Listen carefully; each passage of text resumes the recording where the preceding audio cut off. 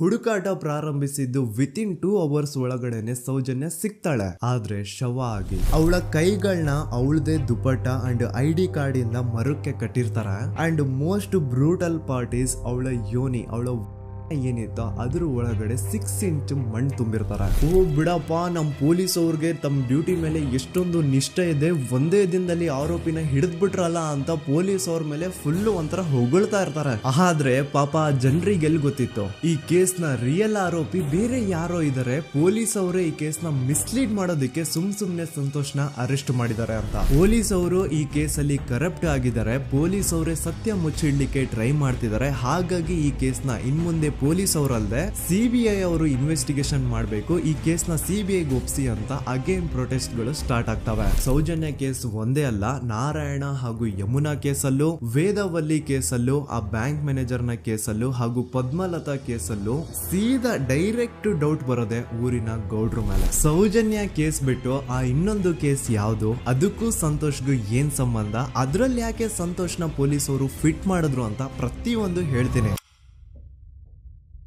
ನಾನು ಈ ಚಾನೆಲ್ ನ ಸ್ಟಾರ್ಟ್ ಮಾಡಿದಾಗಿಂದ one of the most requested video ಬಂದು ಸೌಜನ್ಯ ಕೇಸ್ ಬಗ್ಗೆ. ಸರಿ, ನಮ್ ದೂತ ಸಭೆಯ ಪ್ರಜೆಗಳು ಇಷ್ಟೊಂದು ಕೇಳ್ತಿದಾರಲ್ಲ, ಈ ಒಂದು ಕೇಸ್ ಬಗ್ಗೆ ವಿಡಿಯೋ ಮಾಡುವ ಅಂತ ಸೌಜನ್ಯ ಕೇಸ್ ಬಗ್ಗೆ ನಾನು ರಿಸರ್ಚ್ ಸ್ಟಾರ್ಟ್ ಮಾಡಿದೆ. ಅಂಡ್ ಟ್ರಸ್ಟ್ ಮೀ, ಎಷ್ಟೊಂದು ಕಾಂಪ್ಲೆಕ್ಸ್ ಈ ಒಂದು ಕೇಸ್ ಇದೆ ಅಂತಂದ್ರೆ ನನ್ ತಲೆನೇ ಕೆಟ್ಬಿಡ್ತು. ಬಟ್ ಡೋಂಟ್ ವರಿ, ನಿಮ್ಗಂತೂ ಪ್ರತಿ ಒಂದನ್ನ ತುಂಬಾ ಸಿಂಪಲ್ ಆಗಿ ಅರ್ಥ ಮಾಡಿಸ್ತೇನೆ. ಅನ್ಕೊಳ್ಳಿ, ಒಂದು ಊರು, ಆ ಊರಲ್ಲಿ ಒಂದು ಗೌಡ್ರ ಕುಟುಂಬ ಇದೆ. ಅಂಡ್ ಆ ಗೌಡ್ರ ಕುಟುಂಬ ತುಂಬಾನೇ ಪವರ್ಫುಲ್, ಲೈಕ್ ನಾವು ಮೂವೀಸ್ ಅಲ್ಲಿ ನೋಡ್ತೀವಲ್ಲ ಹಂಗೆ. ಸೊ ಗೌಡ್ರ ಊರು ಬಂದು ಧರ್ಮಸ್ಥಳ ಅಂತ. ಆ ಒಂದು ಊರಲ್ಲಿ ಇವ್ರಿಗೆ ಸಖತ್ ಕಂಟ್ರೋಲ್ ಇರುತ್ತೆ. ಈವನ್ ಅದೇ ಒಂದು ರೀಜನ್ ಅಲ್ಲಿ ಇರುವಂತಹ ಒಂದು ತುಂಬಾನೇ ಪಾಪ್ಯುಲರ್ ದೇವಸ್ಥಾನನು ಸಹ ಇವರೇ ಕಂಟ್ರೋಲ್ ಮಾಡ್ತಿರ್ತಾರೆ. ಆ ಒಂದು ದೇವಸ್ಥಾನ ಇಂದ ಈ ಗೌಡ್ರ ಕುಟುಂಬಕ್ಕೆ ಎಷ್ಟೊಂದು ದುಡ್ಡು ಬರ್ತಾ ಇರುತ್ತೆ ಅಂತಂದ್ರೆ, ಅದೇ ದುಡ್ಡಲ್ಲಿ ಇವರು ಬೇಜನ್ ಪ್ರೈವೇಟ್ ಪ್ರೈಮರಿ ಅಂಡ್ ಹೈಸ್ಕೂಲ್ಸ್ ನ ಸ್ಥಾಪನೆ ಮಾಡಿರ್ತಾರೆ, ಬೇಜನ್ ಪ್ರೈವೇಟ್ ಮೆಡಿಕಲ್ ಕಾಲೇಜಸ್ ಇರ್ತವೆ, ಅಂಡ್ ಬೇಜನ್ ಪ್ರೈವೇಟ್ ದೊಡ್ಡ ದೊಡ್ಡ ಹಾಸ್ಪಿಟಲ್ಸ್ ಇರ್ತವೆ. ಒಟ್ಟಲ್ಲಿ ಹೇಳ್ಬೇಕು ಅಂತಂದ್ರೆ ದುಡ್ಡಿನ ಸುರಿಮಳೆ ಇವ್ರಿಗೆ. ನೋಡಿ, ನಮ್ಮ ಭಾರತ ದೇಶದಲ್ಲಿ ಒಂದು ಕಾನೂನು ಇದೆ, ದ ರಿಲಿಜಿಯಸ್ ಎಂಡೋಮೆಂಟ್ ಆಕ್ಟ್ 1863 ಅಂತ.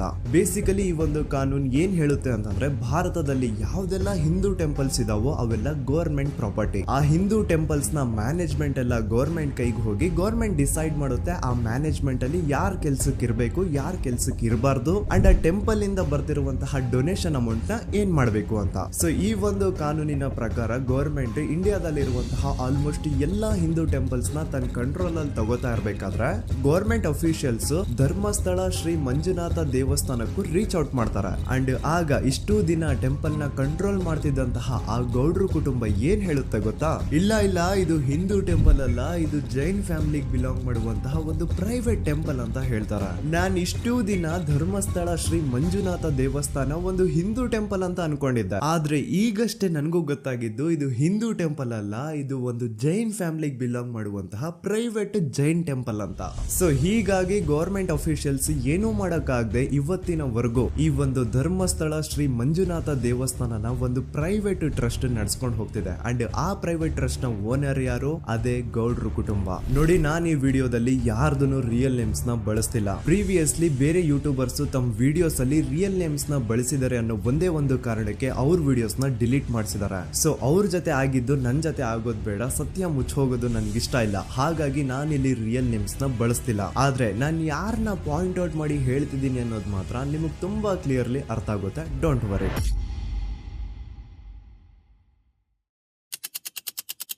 ದಿನಾಂಕ 9/10/2012. A very normal day for everyone except Soujanya. Dharmasthala ಹತ್ರ ಇರುವಂತಹ ಪಂಗಳ್ ಅನ್ನೋ ಒಂದು ಸಣ್ಣ ಹಳ್ಳಿಗೆ ಬಿಲಾಂಗ್ ಮಾಡುವಂತಹ ಸೌಜನ್ಯ ತುಂಬಾನೇ ಒಳ್ಳೆ ಹುಡುಗಿ. SDM ಕಾಲೇಜ್ ಆಫ್ ಉಜ್ರಿಯಲ್ಲಿ 2nd PUC ಓದ್ತಿದ್ದಂತಹ ಇವಳು ತುಂಬಾನೇ ಬ್ರೈಟ್ ಸ್ಟೂಡೆಂಟ್ ಕೂಡ. ಸೊ ಒಂದು ದಿನ ಅಂದ್ರೆ 9 ಅಕ್ಟೋಬರ್ 2012 ಬೆಳಿಗ್ಗೆ 7:30-8 ಗಂಟೆ ಹಾಗೆ ಆಸ್ ಯೂಶುವಲ್ ತನ್ನ ಕಾಲೇಜ್ ಹೋಗೋದಕ್ಕೆ ರೆಡಿ ಆಗ್ತಿರ್ತಾಳೆ. ಅವತ್ತು ಮಂಗಳವಾರದ ದಿನ ಅಂಡ್ ಅವತ್ತು ಲೋಕಲ್ ಫೆಸ್ಟಿವಲ್ ಬೇರೆ ಇರುತ್ತೆ, ಹೊಸ ಅಕ್ಕಿ ಅಂತ. ಈ ಒಂದು ಲೋಕಲ್ ಫೆಸ್ಟಿವಲ್ ದಿನ ಮನೆ ಒಳಗಡೆ ಏನೇ ಅಡುಗೆ ಮಾಡಿದ್ರು ಹೊಸ ಅಕ್ಕಿನೇ ಬಳಸಬೇಕು. ಸೊ ಹೊಸ ಅಕ್ಕಿ ತಂದು ಬ್ರೇಕ್ಫಾಸ್ಟ್ ನ ರೆಡಿ ಮಾಡೋಷ್ಟ್ರಲ್ಲಿ ಸೌಜನ್ಯ ಅವ್ರ ತಾಯಿ ತುಂಬಾ ಲೇಟ್ ಮಾಡ್ತಾರೆ. ಸೊ ಕಾಲೇಜ್ಗೆ ಲೇಟ್ ಆಗ್ತಿದೆ ಅಂತ ಈ ಸೌಜನ್ಯ ಟಿಫಿನ್ ಸಹ ಮಾಡದೆ ಹಾಗೆ ಹೋಗ್ತಾಳೆ. ಅವಳ ತಲೆಯಲ್ಲಿ ಏನಿತ್ತು ಅಂತಂದ್ರೆ, ಹೆಂಗೋ ಇವತ್ತು ಲೋಕಲ್ ಫೆಸ್ಟಿವಲ್ ಬೇರೆ ಇದೆ, ಹಾಗಾಗಿ ಮೇ ಬಿ ಕಾಲೇಜು ಬೇಗ ಬಿಡ್ಬೋದು, ಸೊ ಮಧ್ಯಾಹ್ನ ಡೈರೆಕ್ಟ್ ಮನೆಗೆ ಬಂದು ಊಟ ಮಾಡುವ ಬಿಡು ಅಂತ ಅವಳು ಅನ್ಕೊಂಡಿರ್ತಾಳೆ. ಆದ್ರೆ ಕಾಲೇಜ್ ಹೋಗಾದ್ಮೇಲೆ ಗೊತ್ತಾಗುತ್ತೆ ಅವತ್ತು ಅವಳಿಗೆ ಸ್ಪೆಷಲ್ ಕ್ಲಾಸಸ್ ಬೇರೆ ಇದೆ ಅಂತ. ಸೌಜನ್ಯ ಬ್ರೇಕ್ಫಾಸ್ಟ್ ಕೂಡ ಮಾಡಿರಲ್ಲ ಅಂಡ್ ಲಂಚ್ ಬಾಕ್ಸ್ ಕೂಡ ತಂದಿರಲ್ಲ. ಹಾಗಾಗಿ ಲಂಚ್ ಟೈಮ್ ಅಲ್ಲಿ ಸೌಜನ್ಯನ ಒಬ್ಳು ಫ್ರೆಂಡ್ ಜಾನ್ವಿ ತಾನ್ ತಂದಿರುವಂತಹ ಲಂಚ್ ಬಾಕ್ಸ್ ಅಲ್ಲಿ ಒಂದಿಷ್ಟು ಲಂಚ್ ನ ಆಫರ್ ಮಾಡ್ತಾಳ. ಆದ್ರೆ ಸೌಜನ್ಯ ಪರವಾಗಿಲ್ಲ ನೀನ್ ತಿನ್ನು, ನಾನ್ ಮನೆಗೆ ಹೋಗ್ಬಿಟ್ಟು ಊಟ ಮಾಡ್ಕೊಂತೀನಿ ಅಂತ ಹೇಳ್ತಾಳ. ಸುಮಾರು ಮಧ್ಯಾಹ್ನದ 3:45ಕ್ಕೆ ಕಾಲೇಜ್ ಬಿಡುತ್ತೆ. ಸೌಜನ್ಯ ಕಾಲೇಜ್ ಇಂದ ಬಸ್ ಅಲ್ಲಿ ಬಂದು ನೇತ್ರಾವತಿ ಬಸ್ ಸ್ಟಾಪ್ ಹತ್ರ ಇಳ್ಕೋತಾಳ. ಅವಳ ಜೊತೆ ಅವಳ ಕ್ಲಾಸ್ ಮೇಟ್ಸ್ ಅಂಡ್ ಫ್ರೆಂಡ್ಸ್ ಎಲ್ಲ ಇರ್ತಾರೆ. ಸೊ ಅವ್ರಿಗೆಲ್ಲ ಬಾಯ್ ಹೇಳ್ಬಿಟ್ಟು ಸೌಜನ್ಯ ತನ್ನ ಮನೆ ಕಡೆಗೆ ಹೊರಡ್ತಾಳ. ನೇತ್ರಾವತಿ ಬಸ್ ಸ್ಟಾಪ್ ಇಂದ ಸೌಜನ್ಯ ಮನೆಗೆ 20 ಮಿನಿಟ್ಸ್ ನ ವಾಕ್ ಇರುತ್ತೆ. ಮ್ಯಾಕ್ಸ್ ಟು ಮ್ಯಾಕ್ಸ್ 30 ಮಿನಿಟ್ ಹಿಡಿಬಹುದು. ಸೊ ಸೌಜನ್ಯ ನಡ್ಕೊಂಡು ಮನೆ ಕಡೆಗೆ ಹೋಗ್ತಾ ಇರ್ತಾಳೆ. ಒಂದ್ ಸ್ವಲ್ಪ ದೂರದಲ್ಲಿ ಪ್ರಕೃತಿ ಹಾಸ್ಪಿಟಲ್ ಅಂತ ಒಂದಿರುತ್ತೆ. ಅಲ್ಲಿನ ಸೆಕ್ಯೂರಿಟಿ ಗಾರ್ಡ್ ಸೌಜನ್ಯ ನಡ್ಕೊಂಡು ಹೋಗ್ತಾ ಇರೋದನ್ನ ನೋಡ್ತಾನೆ ಕೂಡ.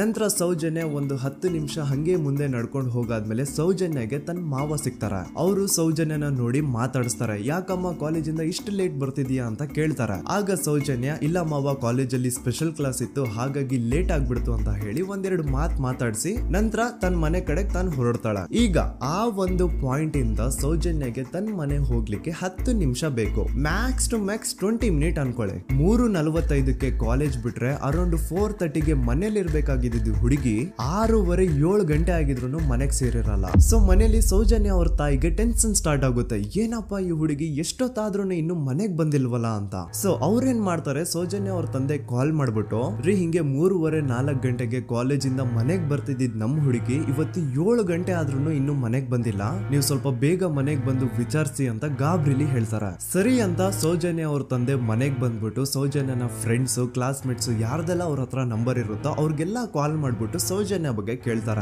ನಮ್ ಹುಡುಗಿ ಏನಾದ್ರು ನಿಮ್ ಮನೆಗ್ ಬಂದಿದ್ದಾಳ ಅಮ್ಮ ಅಂತ. ಆದ್ರೆ ಸೌಜನ್ಯನ ಫ್ರೆಂಡ್ಸ್ ಅಂಡ್ ಕ್ಲಾಸ್ ಮೇಟ್ಸ್ ಎಲ್ಲ ಇಲ್ಲ ಅಂಕಲ್ ನಮ್ ಮನೆಗಂತೂ ಸೌಜನ್ಯ ಏನು ಬಂದಿಲ್ಲ, ಅವಳು ಬಸ್ ಸ್ಟಾಪ್ ಇಂದ ಸೀದಾ ನಿಮ್ ಮನೆ ಕಡೆಗೇನೆ ಹೊರಟ್ಲಲ್ವಾ, ಯಾಕೆ ಇನ್ನೂ ಬಂದಿಲ್ವಾ ಅಂತ ಕೇಳ್ತಾರ. ಆಗ ಸೌಜನ್ಯ ಅವ್ರ ತಂದೆ ಇಲ್ಲಮ್ಮ ಬಂದಿಲ್ಲ ಹಾಗಾಗಿನೇ ಕಾಲ್ ಮಾಡಿರೋದು ಅಂತ ಹೇಳಿ ಕಾಲ್ ಕಟ್ ಮಾಡ್ತಾರ. ದೆನ್ ಸೌಜನ್ಯ ಅವ್ರ ತಂದೆ ಸೌಜನ್ಯ ಅವ್ರ ಮಾವ ಕಾಲ್ ಮಾಡ್ತಾರ. ಅಳಿಯ ಎಲ್ಲಿದ್ಯಾ, ನನ್ ಮಗಳು ಇನ್ನು ಮನೆಗ್ ಬಂದಿಲ್ಲ, ನೀನೇನಾದ್ರೂ ಅವಳನ್ನ ನೋಡ್ದ ಅಂತ ಕೇಳ್ತಾರ. ಆ ಕಡೆಯಿಂದ ಅವರು ಸೌಜನ್ಯನ ಮಾವ ಹೇಳ್ತಾರೆ, ನಾನ್ ನೋಡ್ದೆ 4:15 ಹಾಗೆ ಆ ಹುಡುಗಿ ಕಾಲೇಜಿಂದ ಬರ್ಬೇಕಾದ್ರೆ ನನಗ್ ಕಾಣಿಸಿದ್ಲು, ನಾನ್ ಸ್ವಲ್ಪ ಮಾತಾಡ್ದೆ ಅವಳ ಹತ್ರ, ಅದಾದ್ಮೇಲೆ ಅವಳು ಮನೆ ಕಡೆ ಹೋದ್ಲಲ್ಲ, ಯಾಕೆ ಇನ್ನೂ ಬಂದಿಲ್ವಾ ಅಂತ ಅವರೇ ಉಲ್ಟಾ ಕ್ವಶನ್ ಕೇಳ್ತಾರ. ಈ ಕಡೆ ಸೌಜನ್ಯ ಅವ್ರ ತಂದೆ ಇಲ್ಲ 7 ಗಂಟೆ ಆದ್ರೂ ಮಗು ಇನ್ನು ಮನೆಗ್ ಬಂದಿಲ್ಲ, ನಮ್ಗೆ ಯಾಕೋ ತುಂಬಾ ಗಾಬರಿ ಆಗ್ತಿದೆ, ನೀನೊಂದ್ ಕೆಲ್ಸ ಮಾಡು ನಮ್ಮವ್ರನ್ನೆಲ್ಲ ಸೇರ್ಸು ಎಲ್ರೂ ಸೇರಿ ಹುಡುಕುವ ಅವಳನ್ನ ಅಂತ ಸುಮಾರು ರಾತ್ರಿ 7 ಗಂಟೆಯಿಂದ ಹಿಡಿದು 11 ಗಂಟೆವರೆಗೂ ಸೌಜನ್ಯನ ಮನೆಯವರು ಅಂಡ್ ಊರಿನ ಜನ 200-300 ಜನ ಸೇರ್ಕೊಂಡು ಸೌಜನ್ಯನ ಹುಡುಕ್ತಾರೆ. ಆದ್ರೆ ಸೌಜನ್ಯನ ಒಂದು ಸುಳಿವು ಸಿಗಲ್ಲ. ಸೊ ಕೊನೆಗೆ ಸಹಾಯ ಕೇಳ್ತಾ ರಾತ್ರಿ 11 ಗಂಟೆ ಹಾಗೆ ಸೌಜನ್ಯನ ತಂದೆ ತಾಯಿ ಅಂಡ್ ಊರಿನ ಜನ ಎಲ್ಲ ಬೆಳ್ತಂಗಡಿ ಪೊಲೀಸ್ ಸ್ಟೇಷನ್ ಹತ್ರ ಹೋಗ್ತಾರ. ಅಲ್ಲಿ ಪೊಲೀಸ್ ಅವ್ರ ಹತ್ರ ಕಾಲೇಜ್ ಹೋಗಿದ್ ನಮ್ ಹುಡುಗಿ ಇಷ್ಟೊತ್ತಾದ್ರೂ ಇನ್ನು ಮನೆಗ್ ಬಂದಿಲ್ಲ,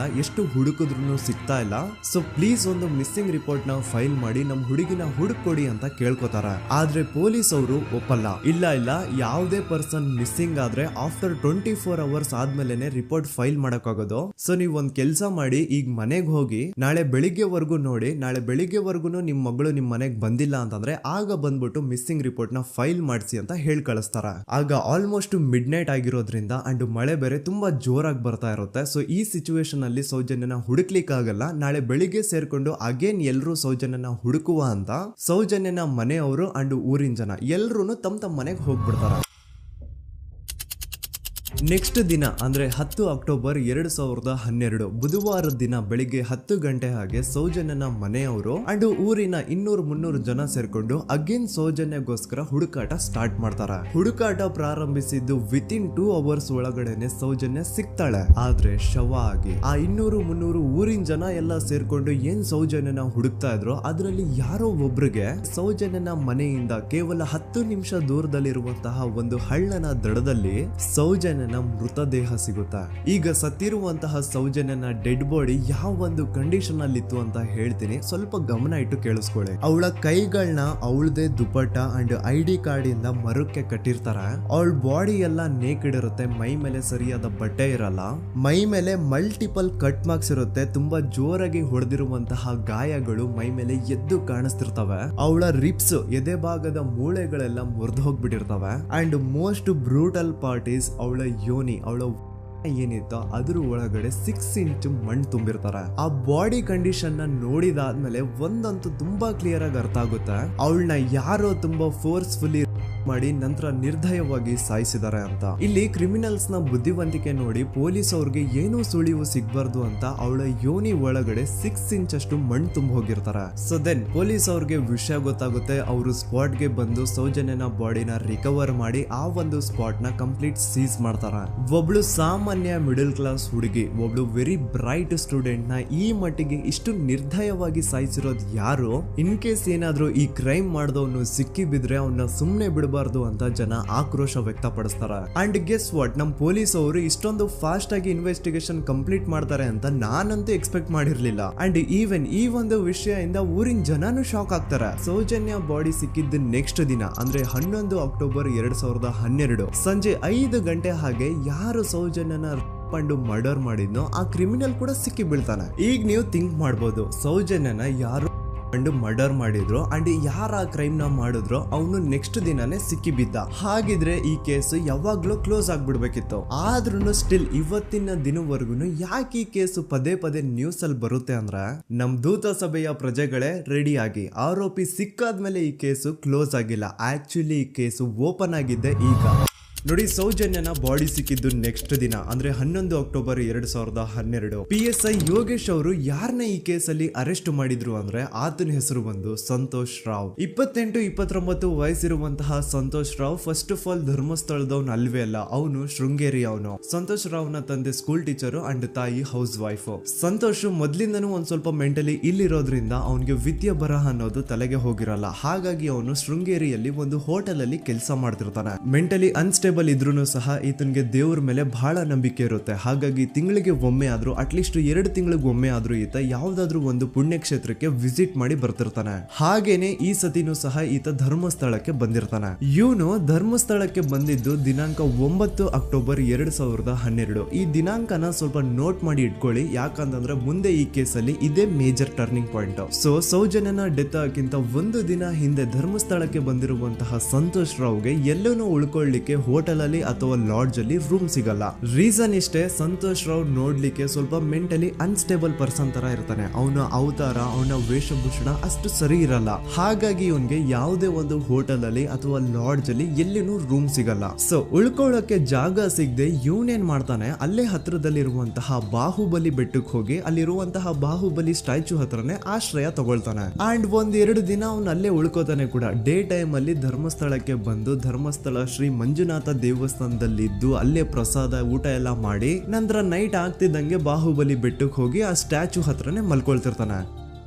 ಸೊ ಒಂದು ದಿನ ಅಂದ್ರೆ 11 ಅಕ್ಟೋಬರ್ 2012 ಸಂಜೆ 5 ಗಂಟೆ ಹಾಗೆ ಈ ಸಂತೋಷ್ ರಾವ್ ತನ್ನ ಪಾಡಿಗೆ ತಾನು ಆ ಬೆಟ್ಟದ ಮೇಲೆ ಕೂತ್ಕೊಂಡು ಸೀನರೀಸ್ ನ ಎಂಜಾಯ್ ಮಾಡ್ತಾ ಇರಬೇಕಾದ್ರೆ ಯಾರೋ ಅದೇ ಊರಿನ 5 ಜನ ಕಿಡಿಗೇಡಿಗಳು ಬಂದು ಇವನ್ ಹತ್ರ ಜಗಳ ತೆಗಿತಾರ. ಈ 5 ಜನ ಯಾರು ಅಂತ ನಂತರ ಹೇಳ್ತೇನೆ. ಸೊ ಈ 5 ಜನ ಕಿಡಿಗೇಡಿಗಳು ಸಂತೋಷ್ ರಾವ್ ಹತ್ರ ಜಗಳ ತೆಗೆದು ಅವನ್ನ ಅವಾಚ್ಯ ಶಬ್ದಗಳಿಂದ ಬೈದು ಅವನ್ನ ಹೊಡೆದು, ಅಷ್ಟೇ ಸಾಲದೆ ಆ 5 ಜನ ಸಂತೋಷ್ ರಾವ್ನ ಪೊಲೀಸ್ ಸ್ಟೇಷನ್ಗೆ ಎಳ್ಕೊಂಡ್ ಬಂದು ಇವನು ನಾವು ಬಾಹುಬಲಿ ಬೆಟ್ಟಕ್ಕೆ ಅಂತ ಹೋಗಿದ್ರೆ ಅಲ್ಲಿ ನಮ್ಮ ಮೇಲೆ ಅಟ್ಯಾಕ್ ಮಾಡ್ದ, ಇವ್ನು ನೋಡ್ಲಿಕ್ಕೂ ಸಹ ಒಳ್ಳೆ ಸೈಕೋ ಕಿಲ್ಲರ್ ಇದ್ದಂಗಿದಾನೆ, ನಮ್ಗೆ ಯಾಕೋ ನಿನ್ನೆ ನಮ್ಮ ಊರಲ್ಲಿ ನಡೆದಿರುವಂತಹ ಘಟನೆ ಆ ಸೌಜನ್ಯನ ಮರ್ಡರ್ ಇವನೇ ಮಾಡಿದಾನೆ ಅಂತ ಡೌಟ್ ಬರ್ತಿದೆ ಅಂತ ಆ 5 ಜನ ಕಿಡಿಗೇಡಿಗಳು ಸಂತೋಷ್ ರಾವ್ನ ಪೊಲೀಸ್ ಅವ್ರ ಹತ್ರ ಹಾಕೊಡ್ತಾರ. ಅಂಡ್ ಪೊಲೀಸ್ ಅವರು ಕೂಡ ಎಂತವ್ರು ನೋಡಿ, ಯಾರೋ 5 ಜನ ಕಿಡಿಗೇಡಿಗಳು ಬಂದು ಇವನೇ ಕೊಲೆ ಮಾಡಿದಾನೆ ಅಂತ ಹೇಳಿದ ತಕ್ಷಣ ಹಿಂದೆ ಮುಂದೆ ಕ್ರಾಸ್ ಚೆಕ್ ಮಾಡದೆ ಸಂತೋಷ್ ರಾವ್ನ ಅರೆಸ್ಟ್ ಮಾಡಿ ಸೌಜನ್ಯ ಕೇಸ್ ನ ಆರೋಪಿ ಸಿಕ್ಕಿದಾನೆ ಅಂತ ಎಲ್ಲಾ ಕಡೆ ಘೋಷಣೆ ಮಾಡ್ಬಿಡ್ತಾರ.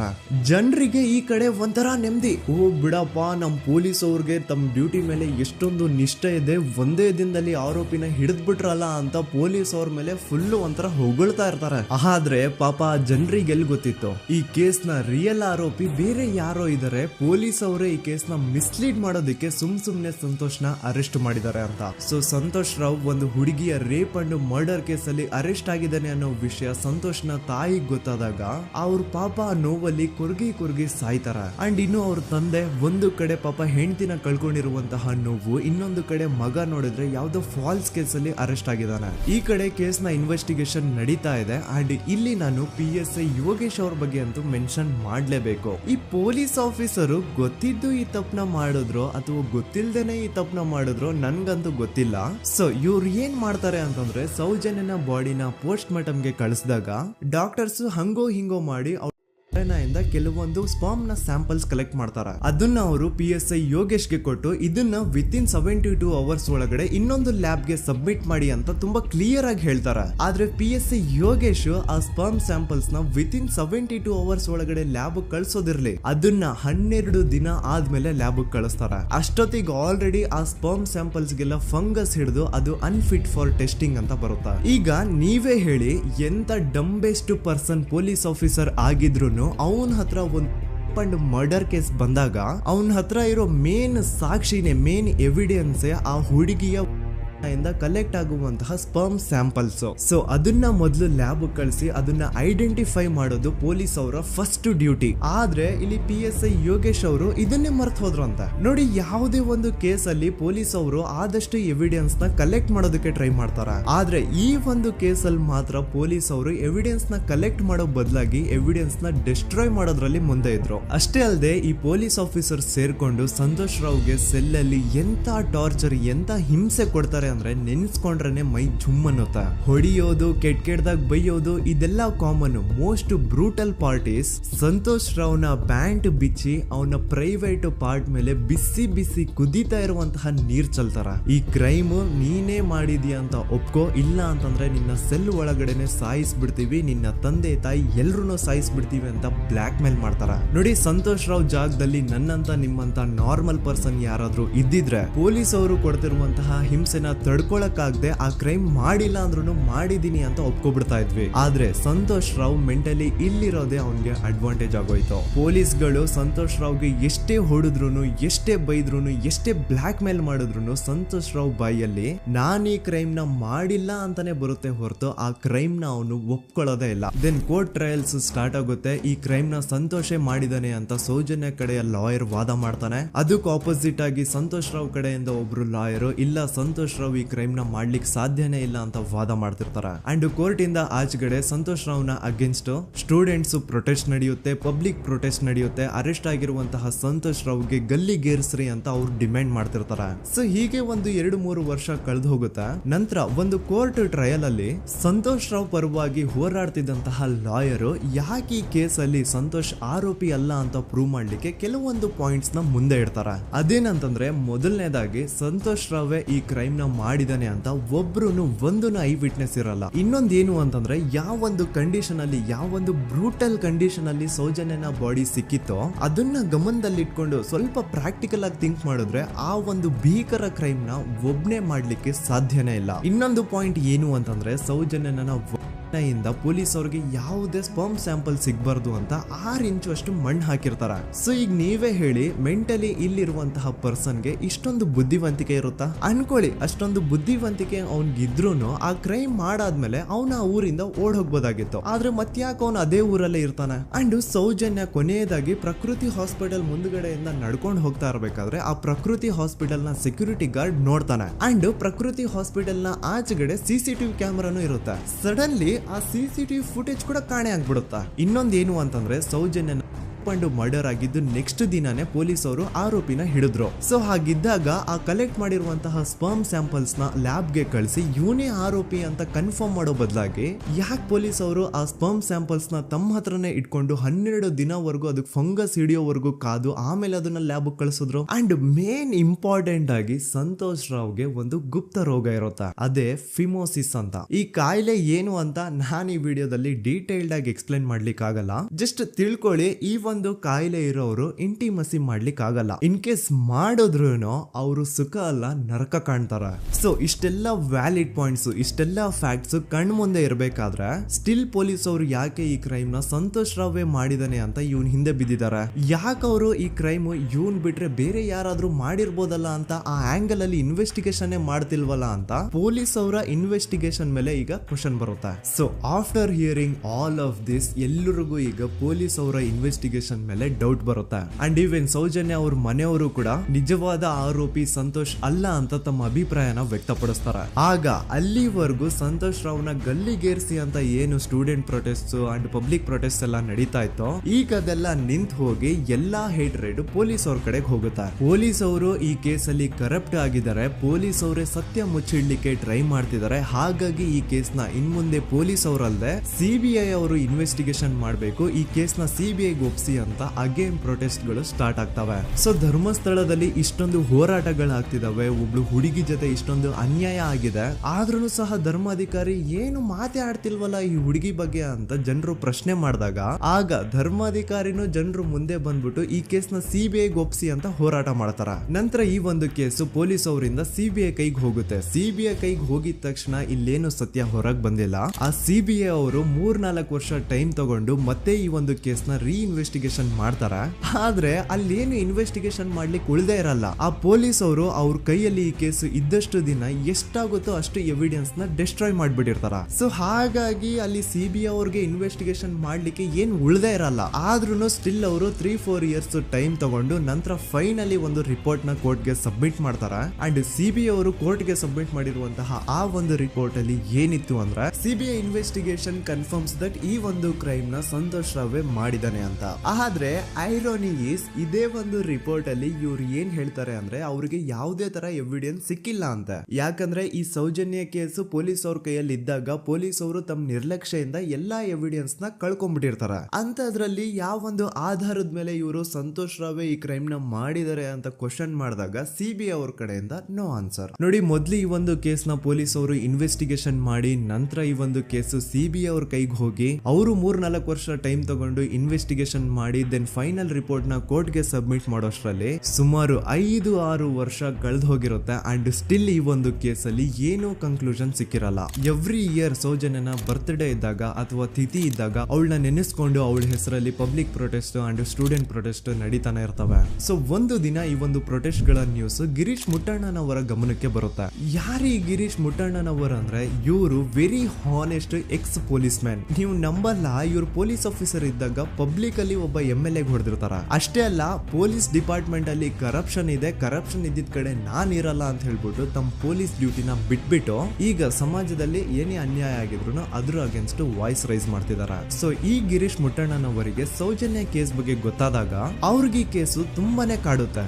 ಅಲ್ಲ, ಇಷ್ಟೊಂದು ವರ್ಷಗಳಾಗೋಯ್ತು ಆ ಹುಡುಗಿ ಜೊತೆ ಅನ್ಯಾಯ ಆಗಿ, ಸ್ಟಿಲ್ ಈ ಒಂದು ಕೇಸ್ ನ ಕನ್ಕ್ಲೂಷನ್ ಸಿಕ್ತಿಲ್ವಲ್ಲ, ಏನ್ ನಡೀತಿದೆ ಧರ್ಮಸ್ಥಳದಲ್ಲಿ ಅರ್ಥ ಆಗ್ತಿಲ್ವಲ್ಲ ಅಂತ ಈ ಗಿರೀಶ್ ಅವರು ತಮ್ಮ ಹಳೆ ಪೊಲೀಸ್ ಕಾಂಟ್ಯಾಕ್ಟ್ಸ್ ನ ಯೂಸ್ ಮಾಡ್ಕೊಂಡು ಆ ಸೌಜನ್ಯ ಕೇಸ್ ಫೈಲ್ ನ ಒಂದು ಕಾಪಿನ ತಮ್ಮ ಹತ್ರ ತರಿಸ್ಕೋತಾರ. ಆ ಒಂದು ಕೇಸ್ ಫೈಲ್ ಅಲ್ಲಿ ಸೌಜನ್ಯ ಬಗ್ಗೆ ಅಷ್ಟೇ ಅಲ್ಲದೆ ಸಂತೋಷ್ ರಾವ್ ಬಗ್ಗೆನೂ ಇನ್ಫಾರ್ಮೇಶನ್ ಇರುತ್ತೆ. ಅಂಡ್ ಗಿರೀಶ್ ಅವರು ಸಂತೋಷ್ ಬಗ್ಗೆ ಇರುವಂತಹ ಇನ್ಫಾರ್ಮೇಶನ್ ನೋಡ್ತಾ ಇರ್ಬೇಕಾದ್ರೆ ಅವರು ಒಂದು ವಿಷಯನ ನೋಟಿಸ್ ಮಾಡ್ತಾರ. ಅದೇನಂತಂದ್ರೆ ಪೊಲೀಸ್ ಅವರು ಸಂತೋಷ್ ರಾವ್ನ ಬರೀ ಸೌಜನ್ಯ ಕೇಸಲ್ಲಿ ಒಂದೇ ಫಿಟ್ ಮಾಡಿರಲ್ಲ, ಸೌಜನ್ಯ ಸಾಯೋಕ್ಕಿಂತ 20 ದಿನ ಹಿಂದೆ ಧರ್ಮಸ್ಥಳದಲ್ಲೇ ನಡೆದಿರುವಂತಹ ಒಂದು ಕ್ರೈಮ್ ಅಲ್ಲಿನೂ ಸಹ ಸಂತೋಷ್ ರಾವೇ ಆರೋಪಿ ಅಂತ ಮೆನ್ಷನ್ ಮಾಡಿರ್ತಾರ. ಸೊ ಸೌಜನ್ಯ ಕೇಸ್ ಬಿಟ್ಟು ಆ ಇನ್ನೊಂದು ಕೇಸ್ ಯಾವುದು, ಅದಕ್ಕೂ ಸಂತೋಷ್ಗೂ ಏನ್ ಸಂಬಂಧ, ಅದ್ರಲ್ಲಿ ಯಾಕೆ ಸಂತೋಷ್ನ ಪೊಲೀಸ್ ಅವರು ಫಿಟ್ ಮಾಡಿದ್ರು ಅಂತ ಪ್ರತಿಯೊಂದು ಹೇಳ್ತೀನಿ. ಆದ್ರೆ ನಾನಿಲ್ಲಿ ಯಾರ್ದು ರಿಯಲ್ ನೇಮ್ಸ್ ನ ಬಳಸಲ್ಲ. ಯಾಕಂದ್ರೆ ಮುಂದೆ ಕೇಸಲ್ಲಿ ತುಂಬಾ ದೊಡ್ಡ ಪವರ್ಫುಲ್ ವ್ಯಕ್ತಿಗಳ ಹೆಸರುಗಳು ಬರ್ತವೆ. ಅಂಡ್ ನನ್ ವಿಡಿಯೋ ಯೂಟ್ಯೂಬ್ ಇಂದ ಡಿಲೀಟ್ ಆಗೋದು ನನ್ಗೆ ಇಷ್ಟ ಇಲ್ಲ. ಹಾಗಾಗಿ ನಾನಿಲ್ಲಿ ಯಾರ್ದು ರಿಯಲ್ ನೇಮ್ಸ್ ನ ಬಳಸ್ತಿಲ್ಲ. ಬಟ್ ಯಾರ ಬಗ್ಗೆ ಹೇಳ್ತಿದ್ದೀನಿ ಅಂತ ಒಂದ್ ಸ್ವಲ್ಪ ನೀವೇ ಅರ್ಥ ಮಾಡ್ಕೊಳ್ಳಿ.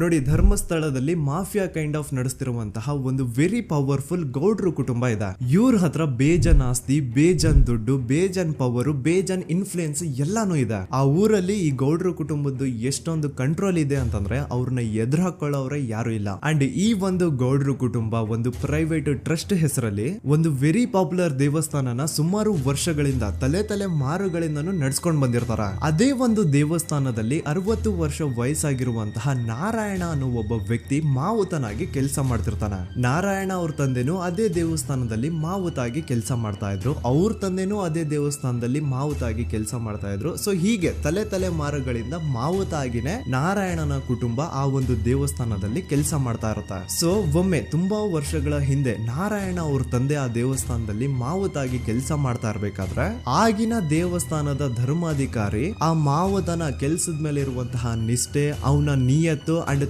ತಲೆಮಾರುಗಳಿಂದ ಅವರು ದೇವಸ್ಥಾನಕ್ಕೆ ಸಲ್ಲಿಸ್ತಿರುವಂತಹ ಸೇವೆನ ಮೆಚ್ಚಿ ಆ ಧರ್ಮಾಧಿಕಾರಿ ಆ ನಾರಾಯಣ ಅವ್ರ ತಂದೆ ಆ ಮಾವುತನಿಗೆ ಒಂದು ಜಮೀನ ಕೊಡ್ತಾರೆ ಆಸ್ ಎ ಗಿಫ್ಟ್ ಆಗಿ. ಸೊ ಈಗ ಫ್ಲಾಶ್ ಬ್ಯಾಕ್ ಇಂದ ಒಂದ್ ಸ್ವಲ್ಪ ಮುಂದೆ ಬರುವ 2010-11ರಲ್ಲಿ ಯಾವೊಂದು ಜಮೀನ ಆಗಿನ ಧರ್ಮಾಧಿಕಾರಿ ನಾರಾಯಣ ಅವ್ರ ತಂದೆಗೆ ಆಸ್ ಎ ಗಿಫ್ಟ್ ಆಗಿ ಕೊಟ್ಟಿದ್ರು, ಈಗ ನಾರಾಯಣ ಅವ್ರ ತಂದೆ ಸತ್ ಹೋಗಿ ಆ ಒಂದು ಜಮೀನು ನಾರಾಯಣ ಹೆಸರಿಗೆ ಆಗಿರುತ್ತೆ. ಅಂಡ್ ಆಗಷ್ಟೇ ಗೊತ್ತಾಗುತ್ತೆ ಆ ಜಮೀನ ವೆರಿ ಆಪೋಸಿಟ್ ಒಂದು ದೊಡ್ಡ ಹೈವೇ ಬರ್ತಿದೆ ಅಂಡ್ ಅದರಿಂದ ಜಮೀನ ರೇಟು 10 ಪಟ್ಟು ಜಾಸ್ತಿ ಆಗುತ್ತೆ ಅಂತ. ಸೊ ಈ ವಿಷಯ ಗೊತ್ತಾಗಿ ನೋಡಿ, ದಾನ ಮಾಡದಂತಹ ಧರ್ಮಾಧಿಕಾರಿ ಅಂತೂ ಸತ್ ಹೋದ್ರು, ಆದ್ರೆ ಅವ್ರ ಮುಂದಿನ ಪೀಳಿಗೆ ಅವ್ರಿಗೆ ಈ ಜಮೀನ್ ಮೇಲೆ ಕಣ್ಬಿದ್ದು ನಾರಾಯಣ ಅವ್ರ ಹತ್ರ ಆ ಜಾಗನ ವಾಪಸ್ ಕೇಳ್ತಾರ. ಆದ್ರೆ ನಾರಾಯಣ ಕೊಡಲ್ಲ. ಇಲ್ಲ, ನಾನ್ ಯಾಕೆ ಕೊಡ್ಲಿ, ನಮ್ ತಂದೆಯಿಂದ ಸಿಕ್ಕಿರುವಂತಹ ಜಮೀನ್ ಇದು, ನಮ್ ತಂದೆಯ ಕೊನೆ ಗುರುತು ಇದು ನನ್ನ ಹತ್ರ ಇರೋದು, ಸೊ ಇದನ್ನ ನಾನು ಯಾವುದೇ ಕಾರಣಕ್ಕೂ ಬಿಟ್ಕೊಡಲ್ಲ ಅಂತ ಆ ಗೌಡ್ರು ಕುಟುಂಬನ ನಾರಾಯಣ ಎದುರು ಹಾಕೋತಾರ.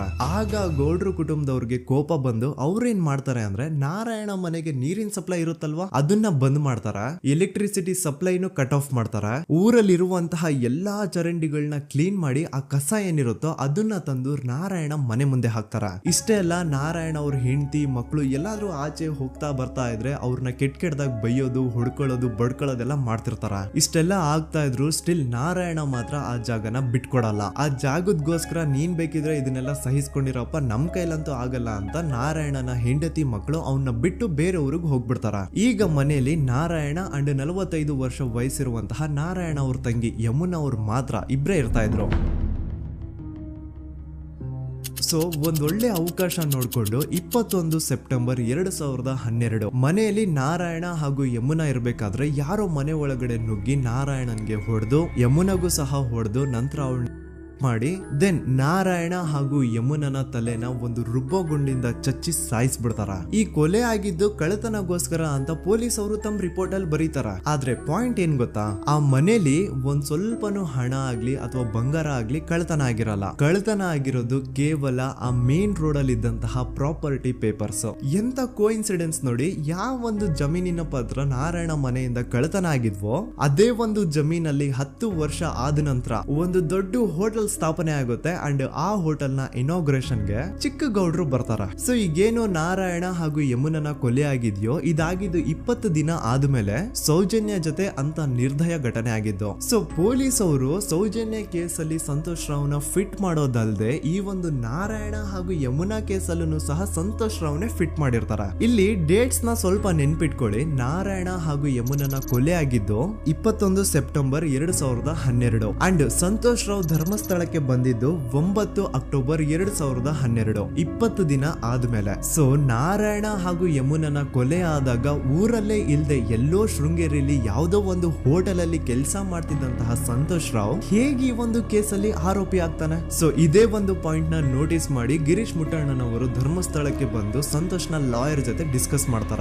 ದೆನ್ ಫೈನಲಿ ಏನು ತಪ್ಪು ಮಾಡದೆ ಸುಳ್ಳು ಆರೋಪಗಳಿಂದ ಕರಪ್ಟ್ ಪೊಲೀಸ್ ಆಫೀಸರ್ಸ್ ನ ಮಿಸ್ಲೀಡಿಂಗ್ ಇನ್ವೆಸ್ಟಿಗೇಷನ್ ಇಂದ ಸಂತೋಷ್ ರಾವ್ ತನ್ನ ಜೀವನದ 8-10 ವರ್ಷನ ಜೈಲಲ್ಲಿ ಕಳೆದು ಫೈನಲಿ ರಿಲೀಸ್ ಆಗ್ತಾನೆ. ಒಂಥರ ಈ ಕೇಸಿಂದ ಸಂತೋಷ್ ರಾವ್ನ ಇಡೀ ಲೈಫೇ ಸ್ಪಾಯ್ಲ್ ಆಗೋಯ್ತು.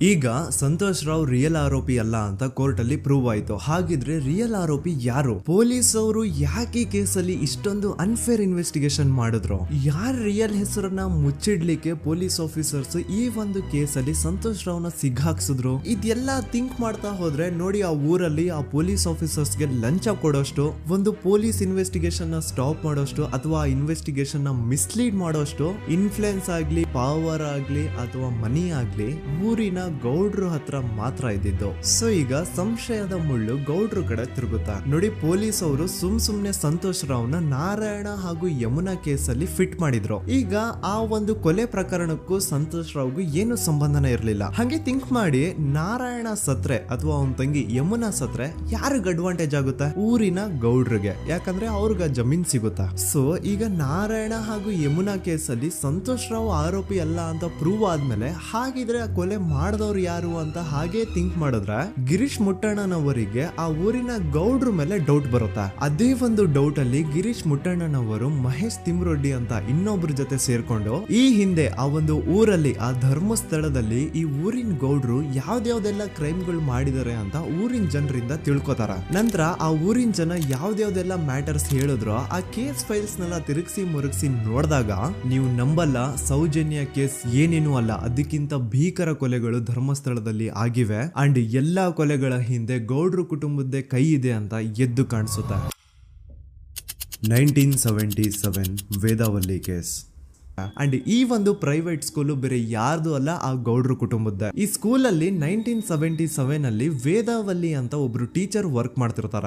ವೇದಾವಲ್ಲಿ ಆ ಟೀಚರ್ ಜಾಬ್ ಗೆ ತುಂಬಾನೇ ಓವರ್ ಕ್ವಾಲಿಫೈಡ್. ಅವರ ಕ್ವಾಲಿಫಿಕೇಶನ್ಸ್ ನ ಗಮನದಲ್ಲಿ ಇಟ್ಕೊಂಡ್ರೆ ಅವ್ರಿಗೆ HM ಅಥವಾ ಪ್ರಿನ್ಸಿಪಲ್ ನ ಪೋಸ್ಟ್ ಸಿಗ್ಬೇಕು. ಆದ್ರೂ ಸಹ ವೇದಾವಲ್ಲಿ ಆಸ್ ಎ ಟೀಚರ್ ಆಗಿನೇ ಕೆಲಸ ಮಾಡ್ಕೊಂಡು ಹೋಗ್ತಿರ್ತಾರ. ಒಮ್ಮೆ ಏನಾಗುತ್ತೆ, ಸ್ಕೂಲ್ ಅಲ್ಲಿ ಪ್ರಿನ್ಸಿಪಲ್ ನ ಪೋಸ್ಟ್ ಖಾಲಿ ಆಗುತ್ತೆ ಅಂಡ್ ಆ ಒಂದು ಪೋಸ್ಟ್ ಗೆ ಎಲ್ರು ಏನ್ ಅನ್ಕೊಳ್ತಾರೆ, ವೇದಾವಲ್ಲಿನೇ ಸೆಲೆಕ್ಟ್ ಮಾಡೋದು ಅಂತ. ಆದ್ರೆ ವೇದಾವಲ್ಲಿಯ ಕ್ಯಾಸ್ಟ್ ಬೇರೆ ಇದೆ ಅನ್ನೋ ಒಂದೇ ಒಂದು ಕಾರಣಕ್ಕೆ ಆ ಪ್ರಿನ್ಸಿಪಲ್ ನ ಪೋಸ್ಟ್ ವೇದಾವಲ್ಲಿಗೆ ಸಿಗದೆ ಬೇರೆ ಯಾರನ್ನೋ ತಂದು ಕೂರಿಸ್ಬಿಟ್ಟಿರ್ತಾರ. ಇದರಿಂದ ಟೀಚರ್ ವೇದಾವಲ್ಲಿಗೆ ತುಂಬಾ ಕೋಪ ಬಂದು ಅವ್ರ ಸ್ಕೂಲ್ ಮುಂದೆ ಪ್ರೊಟೆಸ್ಟ್ ಮಾಡೋದ್ ಸ್ಟಾರ್ಟ್ ಮಾಡ್ತಾರ. ಅಂಡ್ ಈ ವಿಷಯ ಸ್ಕೂಲ್ ನ ಓನರ್ಸ್ ಗೆ ಇಷ್ಟ ಆಗಲ್ಲ. ಸೊ ಅವರು ಆ ಕೋಪನ ಹಾಗೆ ಮನ್ಸಲ್ಲಿ ಇಟ್ಕೊಂಡಿರ್ತಾರೆ. ಒಮ್ಮೆ ಏನಾಗುತ್ತೆ, ಸ್ಕೂಲ್ ರಜೆ ಇರುತ್ತೆ, ವೇದಾವಲ್ಲಿ ಮನೇಲಿ ಇರ್ತಾರ ಅಂಡ್ ಅವ್ರ ಹಸ್ಬೆಂಡ್ ಡಾಕ್ಟರ್ ಅರಳೆ ಅವ್ರಿಗೆ ಯಾವ್ದೋ ಬೇರೆ ಊರಲ್ಲಿ ಒಂದು ಕಾಲೇಜ್ ಅಲ್ಲಿ ಸೆಮಿನಾರ್ ಏನೋ ಇರುತ್ತೆ. ಸೊ ಅವರು ಅಲ್ಲಿಗೆ ಹೋಗಿರ್ತಾರೆ. ಈಗ ಮನೇಲಿ ಇರೋದು ವೇದಾವಲ್ಲಿ ಒಂದೇ. ಇದೇ ಒಂದು ಅವಕಾಶನ ನೋಡ್ಕೊಂಡು ಯಾರೋ ವೇದಾವಲ್ಲಿ ಅವ್ರ ಮನೆಗೆ ನುಗ್ಗಿ ವೇದಾವಲ್ಲಿಗೆ ಹೊಡೆದು ನಂತರ ಅವ್ರನ್ನ ಜೀವಂತವಾಗಿ ಸುಟ್ಬಿಡ್ತಾರ. ಸ್ವಲ್ಪ ಹೊತ್ತು ನಂತರ ರಾತ್ರಿ ಆಗ್ತಿದ್ದಂಗೆ ಡಾಕ್ಟರ್ ಅರಳೆ ಅವರು ಮನೆಗೆ ವಾಪಸ್ ಬರ್ತಾರೆ ಅಂಡ್ ಮನೆ ಒಳಗಡೆ ಬಂದ್ ನೋಡಿದ್ರೆ ವೇದಾವಲ್ಲಿ ಅವರು ಸತ್ ಹೋಗಿ ಅವರ ಬಾಡಿ ಸುಟ್ ಹೋಗಿ ನೆಲದ ಮೇಲೆ ಬಿದ್ದಿದೆ. ಹೆಂಡತಿನ ಕಳ್ಕೊಂಡಿರುವಂತಹ ದುಃಖನ ಸೈಡ್ಗೆ ಇಟ್ಟು ಡಾಕ್ಟರ್ ಅರಳೆ ಅವರು ಮೊದ್ಲು ಪೊಲೀಸ್ ಸ್ಟೇಷನ್ ಹೋಗ್ಬಿಟ್ಟು ನಮ್ ಮನೆಗೆ ನಾನು ಇಲ್ದೇ ಇರುವಂತಹ ಸಮಯನ ನೋಡ್ಕೊಂಡು ಯಾರೋ ಮನೆ ಒಳಗಡೆ ನುಗ್ಗಿ ನನ್ನ ಹೆಂಡತಿನ ಹೊಡೆದು ನಂತರ ಅವಳನ್ನ ತುಂಬಾ ಭೀಕರವಾಗಿ ಸಾಯಿಸಿದ್ದಾರೆ ಅಂತ ಪೊಲೀಸ್ ಅವ್ರಿಗೆ ರಿಪೋರ್ಟ್ ಕೊಡಕ್ ಹೋದ್ರೆ ಅಲ್ಲಿ ಪೊಲೀಸ್ ಅವರು ಉಲ್ಟಾ ಡಾಕ್ಟರ್ ಅರಳೆ ಮೇಲೆನೆ FIR ಬರ್ದು ನೀನೇ ನಿನ್ ಹೆಂಡತಿನ ಸಾಯಿಸಿದ್ಯಾ, ನಾಟಕ ಮಾಡಬೇಡ ಅಂತ ಅವ್ರನ್ನೇ ಅರೆಸ್ಟ್ ಮಾಡ್ಬಿಡ್ತಾರ. ನಂತರ 2-3 ವರ್ಷ ಜೈಲಲ್ಲೇ ಇದ್ದು ಡಾಕ್ಟರ್ ಅರಳೆ ಅವರು ತಮ್ಮ ಫ್ರೆಂಡ್ಸ್ ಅಂಡ್ ಫ್ಯಾಮಿಲಿ ಮೂಲಕ ಎವಿಡೆನ್ಸ್ ನೆಲ್ಲ ಕಲೆಕ್ಟ್ ಮಾಡಿಸಿ ತಾನ ಕೊಲೆನ ಮಾಡಿಲ್ಲ, ತನ್ನ ಹೆಂಡತಿನ ಸಾಯಿಸಿಲ್ಲ ಅಂತ ಕೋರ್ಟ್ ಅಲ್ಲಿ ಪ್ರೂವ್ ಮಾಡ್ಕೊಂಡು ಜೈಲಿಂದ ರಿಲೀಸ್ ಆಗ್ತಾರ. ಸೊ ಈಗ ಡಾಕ್ಟರ್ ಅರಳೆ ಅವರು ಈ ಒಂದು ಕ್ರೈಮ್ ನ ಮಾಡಿಲ್ಲ ಅಂತಂದ್ರೆ ವೇದಾವಲ್ಲಿನ ಅಷ್ಟು ಭೀಕರವಾಗಿ ಸಾಯಿಸಿದವ್ರು ಯಾರು, ಈ ವಿಷಯ ಇವತ್ತಿನವರೆಗೂ ಗೊತ್ತಾಗಿಲ್ಲ. 1986 ಅಲ್ಲಿ ನಡೆದಂತಹ ಪದ್ಮಲತಾ ಕೇಸ್. ಪದ್ಮಲತಾ ಅವ್ರ ತಂದೆ ಕಮ್ಯುನಿಸ್ಟ್ ಪಾರ್ಟಿನ ಲೀಡರ್ ಇರ್ತಾರೆ. ಅವ್ರ ರಿಯಲ್ ನೇಮ್ ಏನು ಅಂತ ನಮಗ್ ಗೊತ್ತಾಗಿಲ್ಲ, ಬಟ್ ಈ ವಿಡಿಯೋದಲ್ಲಿ ಅವ್ರ ಹೆಸರು ಲಕ್ಷ್ಮಣ್ ಅಂತ ಅನ್ಕೊಳ್ಳಿ. ಸೊ ಕಮ್ಯುನಿಸ್ಟ್ ಪಾರ್ಟಿನ ಲೀಡರ್ ಇರುವಂತಹ ಲಕ್ಷ್ಮಣ್ ಅವ್ರಿಗೆ ಊರಲ್ಲಿ ತುಂಬಾನೇ ಸಪೋರ್ಟ್ ಇರುತ್ತೆ, ಊರಿನ ಜನರ ಫೇವ್ರೇಟ್ ಇರ್ತಾರೆ ಇವರು. ಅಂಡ್ ಅದೇ ವರ್ಷ ಅಂದ್ರೆ 1986 ಅಲ್ಲಿ ಪಂಚಾಯತ್ ಎಲೆಕ್ಷನ್ ಬೇರೆ ಇರುತ್ತೆ ಅಂಡ್ ಎಲ್ರಿಗೂ ಗೊತ್ತಿತ್ತು ಲಕ್ಷ್ಮಣೆ ಗೆಲ್ಲೋದು ಅಂತ. ಆ ಪಂಚಾಯತ್ ಎಲೆಕ್ಷನ್ ಅಲ್ಲಿ ಲಕ್ಷ್ಮಣ್ಣ ಆಪೋಸಿಟ್ ಗೌಡ್ರಿಗೆ ತುಂಬಾ ಬೇಕಾಗಿರೋರು ಒಬ್ರು ನಿಂತಿರ್ತಾರ ಅಂಡ್ ಅವ್ರಿಗೂ ಗೊತ್ತಿತ್ತು ಎಲೆಕ್ಷನ್ ಏನಾದ್ರು ಆದ್ರೆ ಲಕ್ಷ್ಮಣ ಎಲೆಕ್ಷನ್ ಅಲ್ಲಿ ಗೆಲ್ಲೋದು ಅಂತ. ಸೊ ಎಲ್ಲಿ ಸೋತೋಗ್ಬಿಡ್ತೀವೋ ಅನ್ನೋ ಭಯಕ್ಕೆ ಆ ಗೌಡ್ರು ಕಡೆ ಅವ್ರು ಏನ್ ಮಾಡ್ತಾರೆ, ಲಕ್ಷ್ಮಣ್ನ ಅಪ್ರೋಚ್ ಮಾಡಿ ಮುಚ್ಕೊಂಡು ಈ ಪಂಚಾಯತ್ ಎಲೆಕ್ಷನ್ ಅಲ್ಲಿ ನಿನ್ ನಾಮಿನೇಷನ್ ನ ಕ್ಯಾನ್ಸಲ್ ಮಾಡು ಅಂತ ವಾರ್ನಿಂಗ್ ಕೊಡ್ತಾರ. ಆದ್ರೆ ಲಕ್ಷ್ಮಣ್ ಅವರು ಅಂಜದೆ ನೀವ್ ಏನ್ ಮಾಡ್ತಿರೋ ಮಾಡ್ಕೊಳ್ರಿ, ಆದ್ರೆ ನಾನ್ ಮಾತ್ರ ನಾಮಿನೇಷನ್ ನ ಕ್ಯಾನ್ಸಲ್ ಮಾಡಲ್ಲ ಅಂತ ಆ ಗೌಡ್ರು ಕುಟುಂಬನ ಎದುರು ಹಾಕೋತಾರ. ದೆನ್ ಎಂತ ಕೋಇನ್ಸಿಡೆನ್ಸ್ ನೋಡಿ, ನೆಕ್ಸ್ಟ್ ಡೇನೆ ಲಕ್ಷ್ಮಣ್ ಅವ್ರ ಮಗಳು ಪದ್ಮಲತಾ ಕಿಡ್ನಾಪ್ ಆಗ್ತಾಳ.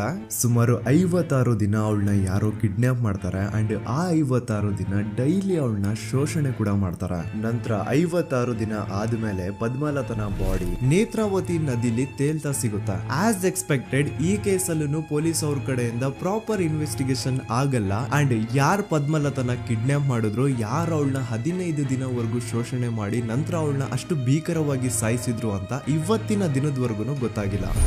ಮತ್ತೆ ನಮಗೆ ಗೊತ್ತಾದದು 22ಕ್ಕೆ ಸ್ಕೂಲ್ ಡೇ 56 ದಿನ ಕಳೆದು ಹೊಳೆಯಲ್ಲಿ ಹೆಣ ಉಂಡು ಎಂದು ಕೇಳಿ ಪೊಲೀಸಿನವರು ಬರುವಾಗ ಬಂದು ಹೇಳುವಾಗ ನಮಗೆ ಗೊತ್ತಾದ. ಅವರು ನನ್ನನ್ನು ಕರ್ಕೊಂಡೋಗಿ ಅಲ್ಲಿ ಹೋಗಿವೆ.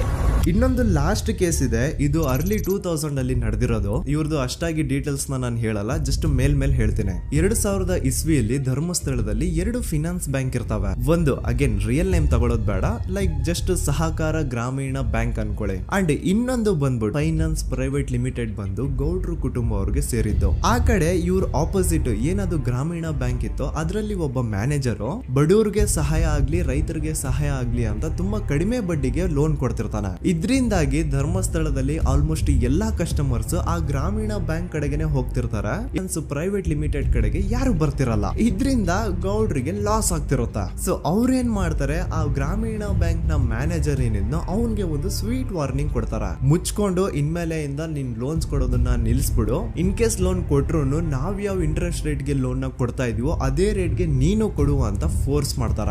ಆದ್ರೆ ಆ ಗ್ರಾಮೀಣ ಬ್ಯಾಂಕ್ ನ ಮ್ಯಾನೇಜರ್ ಇದ್ಯಾವುದನ್ನು ಕಿವಿಗೆ ಹಾಕೊಳ್ಳಾರ್ದೆ ಅವ್ನ್ ಕೆಲಸ ಅವ್ನ್ ಮಾಡ್ಕೊಂಡು ಹೋಗ್ತಾನ.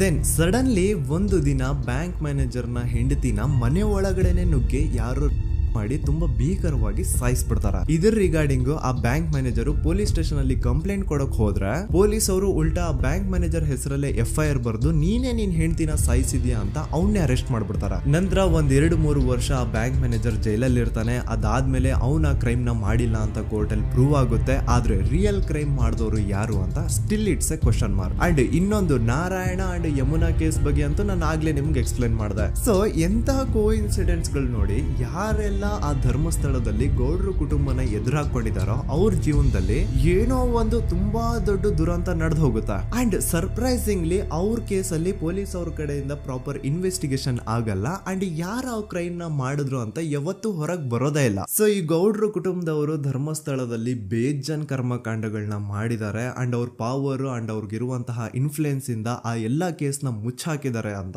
ಮಹೇಶ್ ಹಾಗೂ ಗಿರೀಶ್ ಮುಟ್ಟಣ್ಣನವರ ಹೇಳಿಕೆ ಆಗಿದೆ. ಸೊ ಗೌಡ್ರು ಫ್ಯಾಮಿಲಿನ ಟ್ರ್ಯಾಕ್ ರೆಕಾರ್ಡ್ ನೋಡಿದ್ರೆ ಧರ್ಮಸ್ಥಳದಲ್ಲಿ ಒಂದು ಹುಡುಗಿನ ರೇಪ್ ಅಂಡ್ ಮರ್ಡರ್ ಮಾಡಿ ದೆನ್ ಪೊಲೀಸ್ ಅವ್ರಿಗೆ ಲಂಚ ಕೊಟ್ಟು ಇನ್ವೆಸ್ಟಿಗೇಷನ್ ನ ಮಿಸ್ಲೀಡ್ ಮಾಡೋಷ್ಟು ಪವರ್ ಇನ್ಫ್ಲೂಯೆನ್ಸ್ ಈ ಗೌಡ್ರು ಕುಟುಂಬಕ್ಕೆ ಮಾತ್ರ ಇರೋದು. ಈಗ ಸಂತೋಷ್ ರಾವ್ ಅಂತೂ ಸೌಜನ್ಯ ಕೇಸಲ್ಲಿ ಆರೋಪಿ ಅಲ್ಲ ಅಂತ ಪ್ರೂವ್ ಆಯ್ತು. ಹಾಗಿದ್ರೆ ರಿಯಲ್ ಆರೋಪಿ ಯಾರು? ನೆನಪು ಮಾಡ್ಕೊಳ್ಳಿ, 11 ಅಕ್ಟೋಬರ್ 2012 ಸಂಜೆ 5 ಗಂಟೆ ಹಾಗೆ ಬಾಹುಬಲಿ ಬೆಟ್ಟದಲ್ಲಿ ಸಂತೋಷ್ ರಾವ್ ತನ್ನ ಪಾಡಿಗೆ ತಾನು ಸೀನರೀಸ್ ನ ಎಂಜಾಯ್ ಮಾಡ್ಕೊಂಡು ಸುಮ್ನೆ ಕೂತಿರ್ಬೇಕಾದ್ರೆ ಅವನ ಹತ್ರ 5 ಜನ ಕಿಡಿಗೇಡಿಗಳು ಬಂದು ಜಗಳ ತೆಗಿತಾರ. ಆ 5 ಜನ ಕಿಡಿಗೇಡಿಗಳು ಯಾರು ಅಂತ ನಾನು ಇಲ್ಲಿವರೆಗೂ ನಿಮ್ಗೆ ಹೇಳಿಲ್ಲ. ಸೊ ಅವರು ಬೇರೆ ಯಾರು ಅಲ್ಲ, ಚಿಕ್ಕ ಗೌಡ್ರು ಮಗ ನಿಶಾಂತ್ ಜೈನ್ ನ ವೆರಿ ಕ್ಲೋಸ್ ಫ್ರೆಂಡ್ಸ್. ಅವ್ರು ದಣಿ ಮಾಡಿರುವಂತಹ ಕ್ರೈಮ್ ಅಲ್ಲಿ ಬೇರೆ ಯಾರನ್ನಾದ್ರೂ ಸಿಗಿಸ್ಬೇಕಲ್ಲ ಅಂತ ಇವ್ರು ಬಕ್ರ ಹುಡುಕ್ತಾ ಇರ್ಬೇಕಾದ್ರೆ ಆಗ ಇವ್ರಿಗೆ ಸಿಗೋದೆ ಸಂತೋಷ್ ರಾವ್. ಅಗೇನ್ ಇನ್ನೊಂದು ಎಂತ ಕೋಇನ್ಸಿಡೆನ್ಸ್ ನೋಡಿ, ಸಂತೋಷ್ ರಾವ್ ಸೌಜನ್ಯ ಕೇಸಲ್ಲಿ ಅರೆಸ್ಟ್ ಆದ ನಂತರ